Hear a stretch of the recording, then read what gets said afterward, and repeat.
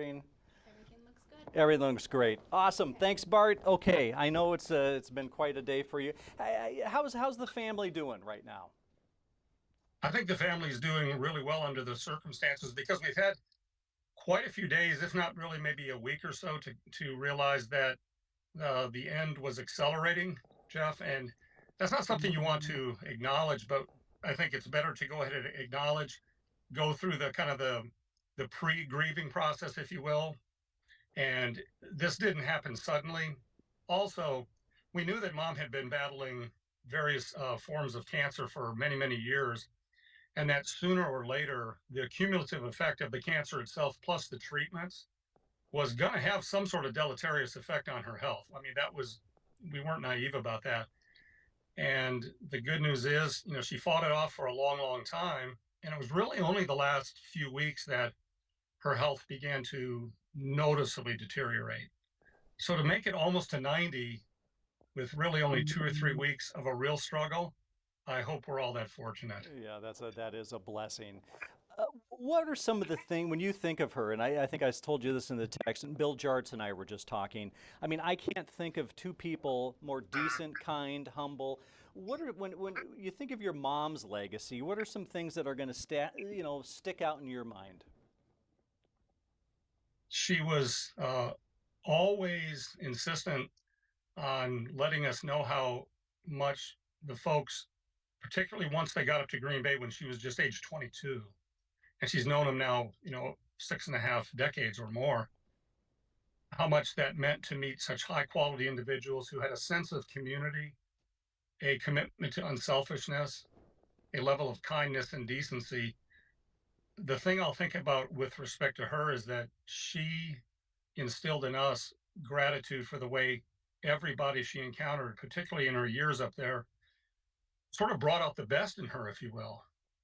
Now, the best in her was a crazy, zany, funny woman, uh, but an unselfish woman who loved to see other people do well. But that's one thing she and Dad both had in common was their realization that they were in an area up there in the Wisconsin community that inspired them greatly to do well and to do right by their fellow human beings.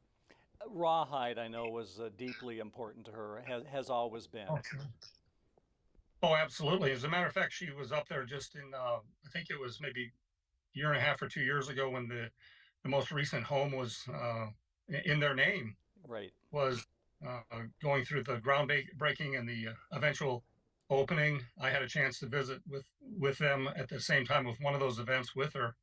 So the stories that have come out from their years in Rawhide and the way she and Dad would then remind us, say, those are the heroes. I mean, and it's really sweet that the individuals who would meet them would say, Bart or Cherry, you're my hero about the way you've done this or done that, and they were quick to say, no, let's reserve that term for individuals who lay down their lives for our country and these people who are trying to transcend significant problems in their lives, like the kids coming through Rawhide and their house parents and those individuals also running the facility. They're making profound changes. Mom and Dad were given obviously a platform to assist in those efforts, but it's important to keep our eyes on the target. And the target there was the ones on the ground on a daily basis, turning lives around in a significant way to the benefit of all of us. It seems to me your mom and dad had a really special relationship. Did you witness that? Every day. I mean, I was privy to it, and they were married, you may recall, 65 years.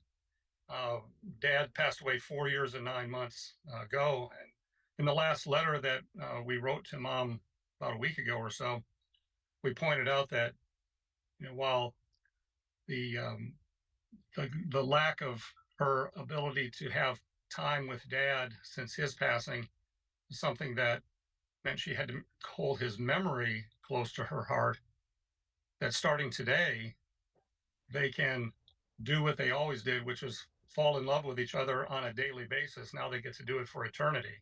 So that comforts us greatly, as you might imagine, Jeff. Yeah, that's a pretty good consolation prize. You I, know, I would say so. And was it? I get the sense, the last week. Then you really had that opportunity that not everybody gets with loved ones, but to really say your goodbyes and be at peace with it. That's right. And it's important in our lives that we distinguish between, a tragedy and sadness. Tragedies are when young people lose their lives, or even people in the middle of their life. That's not to diminish the sadness that takes place when someone so special leaves you. Not at all. But you can embrace the sadness and then say, we're going to transcend that and look at the entirety of her life, not the last day. And in so doing, we realize we have so much to be thankful for. We're looking forward to a celebration of life at her home. And per her request, she said, I want my friends to come over here. No, only laughter and funny stories. No downer time, only upbeat time, and we will honor that. I promise you, Jeff. Oh, that's great. When will that be? Coming up this week? We'll probably have just a small little, more traditional funeral type thing for the family and a couple of close friends, and then a couple of weeks maybe after that we'll do that when we've got to coordinate with some folks, and of course we'll have some time to celebrate with their many friends and acquaintances and all the people that they so admired up in Wisconsin later this year as well. Yeah, I know Bill Jarts was wondering, is there an address, people could send cards or? Oh, sure, absolutely. If they would like to, do you want me to go ahead and give it to you now? Do you want me to Yeah, text sure. it to Yeah, sure, you can them? give it to me now. Absolutely. I think the best address would be kind of the business address where we check all correspondence, which is 2647 Rocky Ridge Lane. Rocky Ridge Lane would be three separate words, Yep. and that's Birmingham, Alabama. And the zip code down there or down here where I am is 35216. 35216. And the name of the what's the name of the business? Wait, you can just send it right to Cherry Star, and it will, Okay. or send it to me, or Yeah, or yeah. send it to whomever, and Okay. and we'll take it from there. Okay, yeah, because I know Bill wants to send a card, and I was she, and then I'll let you go. It seems like over the time she was like referred to as the first lady of Green Bay. Did you ever hear Uh, that? I don't know that I heard anybody directly say that. I would hear people say that someone said that. I don't know how to even respond to that because she would say no, no, no, no. That's Yeah, that's too much. Um, she just loved being a part of Green Bay, and that's the thing that actually um, I will state this with all due humility. Mom and Dad felt that the great thing about a community such as Green Bay is there is no distinction between what sort of job somebody has. When we were very young, Dad used to explain that the fact that he was on television didn't make him any more important or less important than other individuals in our neighborhood and within the community. Mom felt the same way. What it did was it gave them an opportunity, obviously, to meet just an amazing number of people who could have easily more qualified for that title, if you will, Jeff. Um, but she was to her final breaths. She would always talk about how she missed getting up there. In the obituary that I drafted today after she passed away, I noted that was the favorite trips she would have were it was not going to Alaska, it was not going to Hawaii, it was going to Green Bay. And so that's what matters, not some sort of and I know the gesture was kind to talk about a first lady in Green Bay, but yeah, I hope the focus is on what Mom received from the phenomenal sort of community, which is comprised of just so many unselfish individuals in Green Bay. That's part of her legacy now is that she was the beneficiary of that. yeah. Well said. Well, Bart, thank you so much for the time, and again, we're really going to go all out tonight to make sure her legacy is honored appropriately.